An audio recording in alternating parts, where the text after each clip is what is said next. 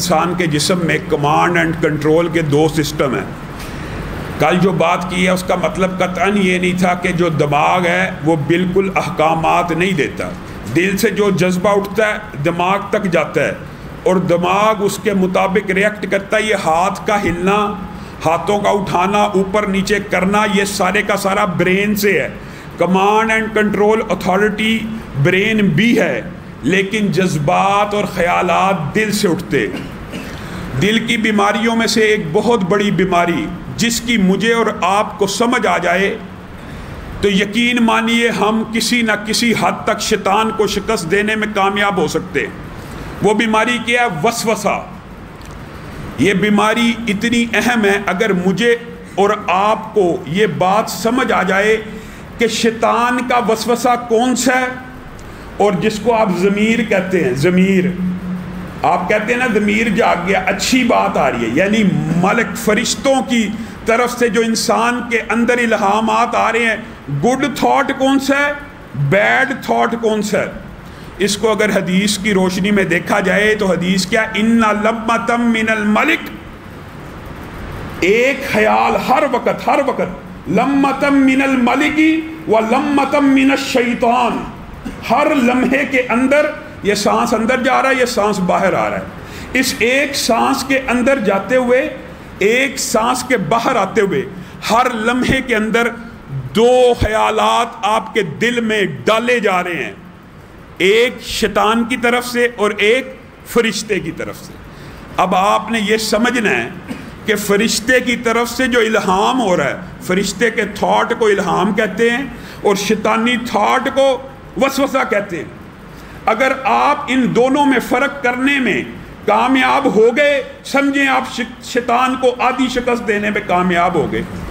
شیطان انسان کے ساتھ پیدائش سے لگا ہوا ہے، ابھی پیدا ہوتا ہے نا انسان، اس کو ایک کچوکا لگا دیتا ہے، مرتے دم تک انسان کے ساتھ رہتا ہے۔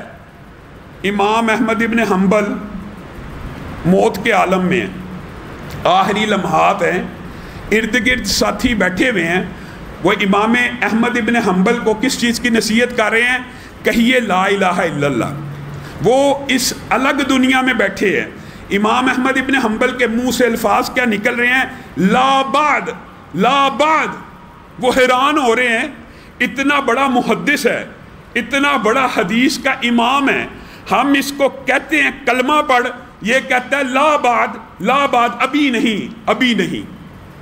امام احمد ابن حنبل کچھ ہوش میں آتے ہیں، ساتھی پوچھتے ہیں اے امام، ہم نے تو آپ سے کہا تھا کلمہ پڑھ لیجئے، لا الہ الا اللہ کہہ دیجئے، آپ بار بار لا بعد، لا بعد کہتے تھے۔ امام احمد ابن حنبل مسکرانا شروع ہو گئے، کہا آپ کسی اور دنیا میں تھے، میں کسی اور دنیا میں تھا۔ یہ دیکھیے صحیح حدیث کے الفاظ بھی ہیں، اور امام احمد ابن حنبل اپنا تجربہ فوت ہونے سے پہلے لوگوں کو بتا کے گئے۔ کیا کہتے ہیں؟ میں اس دنیا میں تھا کہ ابلیس اپنی اصل حالت میں میرے سامنے آیا اور مجھے آ کے کہنے لگا احمد ابن حنبل تو کامیاب ہو گیا، تو میرے شر سے بچ گیا، میں تیرے اوپر بڑی محنت کرتا رہا اور تو کامیابی حاصل کر چکا ہے۔ تو میں اس کو کیا کہتا تھا؟ لا بعد، لا بعد، ابھی کامیابی نہیں حاصل کی، ابھی کامیابی نہیں حاصل کی، حتیٰ اموت، یہاں تک کہ میری روح اللہ قبض نہ کر لے۔ تو اس وقت بھی مجھے وسوسہ ڈالنے لگا ہے کہ احمد ابن حنبل تجھ پہ غالب آ گیا ہے، تجھ کو شکست دے دی ہے، تاکہ میرے دل میں میری بڑائی پیدا ہو جائے۔ لا بعد، ابھی میں نے تجھے شکست نہیں دی جب تک کہ میری روح جسم سے نہیں نکل جاتی۔ شیطان کئی مرتبہ سامنے آ کر اولیاء اللہ کے، حدیث کے الفاظ ہیں، آخری لمحات بندے کے اوپر اتنے سخت ہوتے ہیں، وسوسے ڈال ڈال کے جس بندے سے تھک جاتا ہے نا انسان، یہ شیطان جس بندے کو وسوسے ڈال ڈال کے تھک گیا ہے اور انسان کامیاب دنیا سے جا رہا ہے، اس کے چیلے چانٹے اس کو لے کے آتے ہیں کہ ساری زندگی محنت کی، ابھی وقت ہے، ابھی بہکا دے، ابھی جہنم میں لے جا۔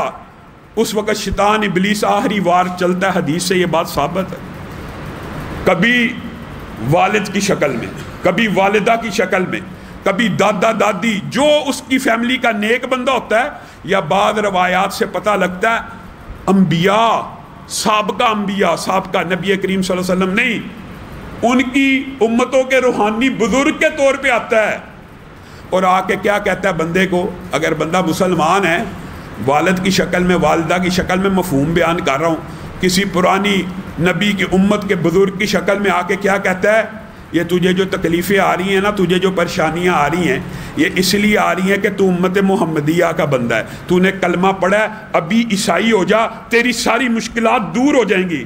اور بڑے بڑے بیچارے لوگ اس آخری لمحے میں عبادت گزار، شب زندہ دار اس کے سوار میں پھنس جاتے ہیں۔ وجہ تکلیف آ رہی ہوتی ہے، مصیبت آ رہی ہوتی ہے، بیماری سے بندہ پریشان ہوتا ہے، اچانک ایک نورانی چہرہ سامنے آ کے کہتا ہے اگر تو عیسائی ہو جائے گا مصیبت دور ہو جائے گی، وسوسہ ڈالتا ہے۔ بندہ کہتا ہے اچھا اس پریشانی سے تو نجات مل جائے، عیسائی ہو جاتا ہوں۔ وہی موت کا لمحہ ہوتا ہے، انسان کی روح قبض ہو جاتی ہے، بندہ بے ایمان ہو کے مر جاتا ہے۔